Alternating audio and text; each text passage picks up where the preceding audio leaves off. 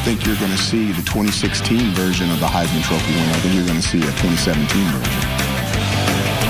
And the scary thing for Dino Babers and company is that the 2017 version of Lamar Jackson just might be better than the 2016 version. The stats would certainly suggest that he is. Through 10 games, he has more total yards, more passing yards, and a higher completion percentage than at this time last season. The main reason there's less Heisman hype this time around is that the Cardinals have struggled. They're just 6-4, but that's more of an indictment on their defense. Jackson continues to do his job, and he does it well. He's the first player in college football history to throw for 3,000 yards and run for 1,000 yards in back-to-back seasons. So it goes without saying the Cuse defense is going to have its hands full tomorrow.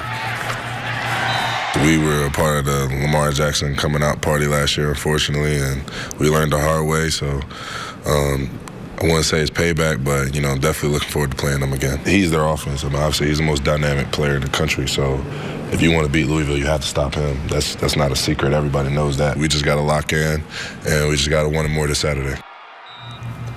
Jackson set an ACC record against Syracuse during that coming out party last September, racking up 610 total yards inside the dome. It'll be a 3:30 kick tomorrow on ESPNU.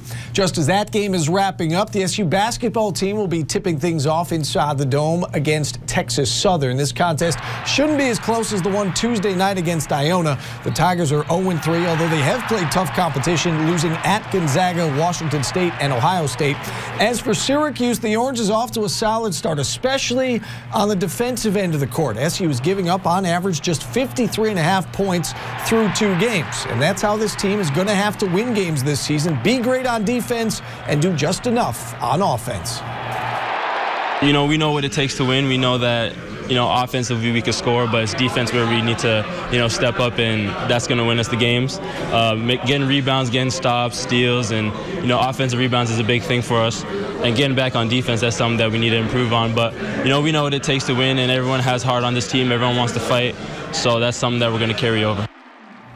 SU and Texas Southern will tip things off at 7 o'clock tomorrow night. It'll once again be streamed live on the Watch ESPN app. Meanwhile, Mike Hopkins suffered his first loss as head coach of Washington last night at Madison Square Garden. Hop and the Huskies right back at it today against Virginia Tech. Rochester's Naz Carter, the lone bright spot, 9 first-half points for the Bishop Kearney grad, but it's all Hokies. Virginia Tech puts up 59 points in the first half. They're cruising right now, up 30 early in the second half. We finish up with NASCAR, and over the course of the last calendar year, the sport has said goodbye to some very big names. Jeff Gordon and Tony Stewart both stepped away as drivers around this time last fall. Dale Earnhardt Jr. is about to drive his final race this weekend, and now Danica Patrick has laid out her exit strategy. Patrick announcing today she will race twice in 2018, the Daytona 500 and the Indianapolis 500. After that, she says she'll be done with competitive racing. It was made public back in September that she would not be returning to Stewart-Haas Racing. I'm grateful for all the opportunities. I'm thankful for Dale and Kelly and Bob Parsons from GoDaddy for getting me into NASCAR. Thank you to Tony and Gene. Danica is reportedly in talks with NBC Sports about joining their racing coverage. That does it in sports. Let's send it back to the studio.